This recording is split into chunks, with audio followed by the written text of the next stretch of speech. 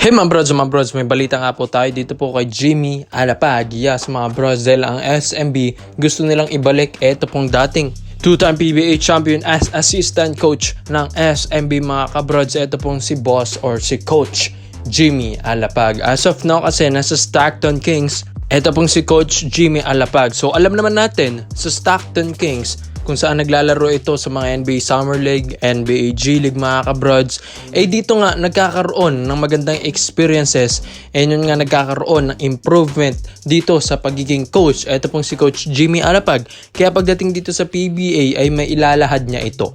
Dito nga sa SMB alam ko nga magaling na ito pong mga players neto, pero mga brods sinasabi nga nila ito pong si coach George Gallant hindi nga daw ito sapat at parang hindi ito kasing katumbas ng pagiging coach team play neto po ni Coach Leo Austria. So mga brods, why not ito pong si Coach Jimmy Alapag ang kanilang maging head coach, dahil ito pong si Coach Leo Austria hindi pa nga ito handa na bumalik as a head coach ng SMB. So ito pong si Coach Jimmy Alapag, mas matalinong coach ito para sa akin mga brods, and alam ko nga magaling ito makipag-communicate sa mga imports, sa mga foreign players, and alam ko nga yung experience na ito po ni Coach Jimmy Alapag sa ibang bansa, mga brods, sapat na yun para makahawak siya ng isang super team dito sa PBA like SMB. And yun nga, kung itong si Coach Jimmy Alapag ang hahawak sa SMB mga brods, alam ko nga, kaganda lalo ito pong place and lineup ng SMB, dahil ito pong si Coach Jimmy Alapag, alam naman din niya ito pong patakaran dito sa PBA at alam niya kung paano manalo, dahil nakatikim na rin ito ng 6-time PBA champion sa TNT Tropang Giga or TNT Tropang Texters nung nakakapaglaro pa ito pong si Coach Jimmy Alapag. Pero ngayong nasa coach na siya ay alam niya na kung paano ulit magkampiyon dito sa PBA.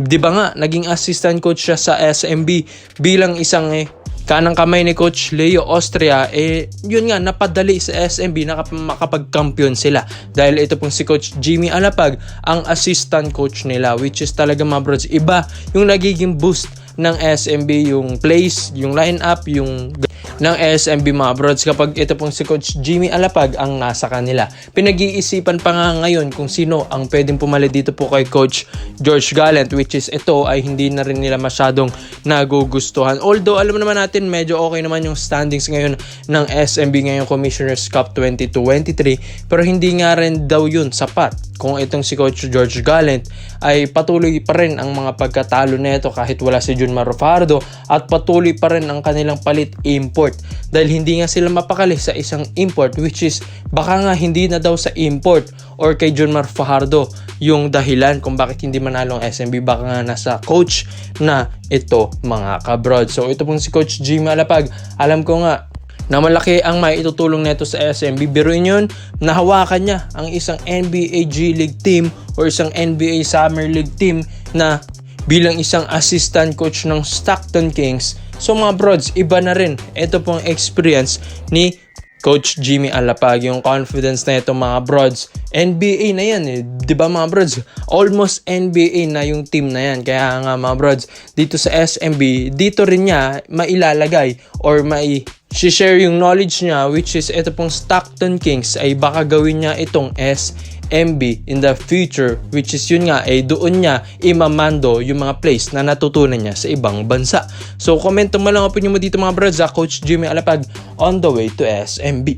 So dito naman po tayo sa kabilang balita naman natin mga brods. Ito nga pong si Alain Maliksi. Kung natatandaan nyo, matagal na itong nahawakan ni Coach Tim Cone dito po sa San Mig Super Coffee Mixers, which is kasama rin si Alain Maliksi dyan sa Grand Slam stint ng San Mig Super Coffee Mixers mga abroad. So ito na nga yung mga sinasabi nilang reports mga abroad na ito pong si Coach Tim Cone ay balak nga niyang ulit makatrabaho ito pong si Alain Maliksi dito po sa Barangay Ginebra, San Miguel naman, dahil alam nga natin na si Coach Tim Cone naghahanap ito ng mga shooters din talaga mga brods like Alain Maliksi, dahil yung mga ibang shooters nga rin na ito mga brods ni Coach Tim Cone yun nga inconsistent nga din daw yung iba doon. Although alam naman natin yung lineup ngayon or yung standings din ngayon ng Barangay Ginebra, San Miguel, okay rin naman. like Tony Bishop, natutulungan rin naman yung Barangay Nebra San Miguel. Pero yung how about yung locals, mga brods? Nakakatulong rin ba? Maverick Amisi nakakatulong, pero yung mga ibang bench doon ay hindi na. Yes, mga brods. So, which is mas pagod yung mga starting 5 ng Barangay Nebra San Miguel. Why not dumagdag sila ng katulong doon sa scoring ng Barangay Nebra San Miguel like Alain Maliksi? Dahil alam naman natin si Alain, one of the good shooter din ito ng PBA and dissenting shooter rin. Smooth ang kanyang stroke and maganda rin talaga ang percentage nito ni Alain Maliksi.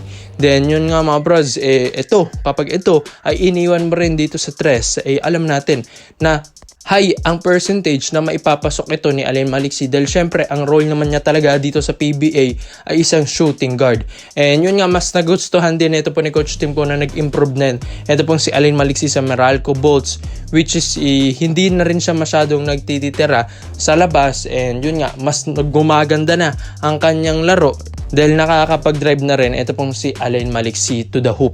Dahil alam naman natin, kapag ang player ay merong threat sa labas, sa loob, mahirap mo itong babantayan. Kaya nga mga bros, ito pong si Coach Tim Cone, alam naman niya yung laruan po na ito po ni Alain Maliksi, isang 6'4 shooting guard, and matagal na niya itong nakatrabaho sa San Mig Coffee.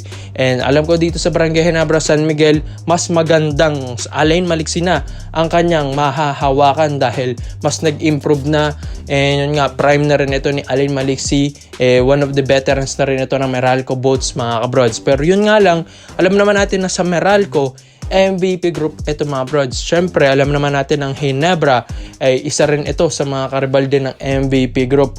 Kaya nga, dapat kung makikipag-trade sila dito sa MVP group like Meralco Bolts, mga brods, kailangan fair ang magiging trade. Kaya nga mga brods, i-komento nyo dito sa baba sa comment section kung sino ang mga dapat na i-trade kay Alain Maliksi dito sa Barangay Nebra San Miguel para nga makuha nila ito. Pero alam naman natin si Alain, malaki-laki pa rin naman ang value nito as of now dahil one of the gunners din ito ng Meralco Bolts. Kaya nga mga brods, pero syempre, kung tatanungin, ito pong si Alain Maliksi, mas gugustuhin din naman niya na makapaglaro dito ulit kay Coach Tim Cone na alam naman niyang malaki ang percentage or chance na makapag-champion ulit siya like doon sa San Mig Coffee days.